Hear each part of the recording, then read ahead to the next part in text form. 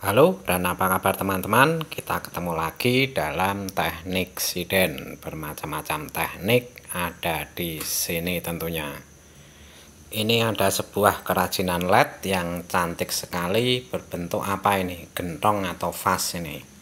Menarik sekali, warna-warni. Kita lihat ada merah, hijau, putih, biru, dan ungu. Kemudian ada juga warna kuning, seperti terlihat layaknya sebuah vas bunga di atas cawan. Ini tampilannya kalau kita melihatnya dari atas. Terlihat cantik sekali, dan di bagian bawahnya itu ada kertas kan teknik siden. Jadi saya baru saja mengotak-atik LED ini menjadi berbentuk seperti ini. Kira-kira cara membuatnya bagaimana? Tentunya lain waktu saya akan membuat videonya.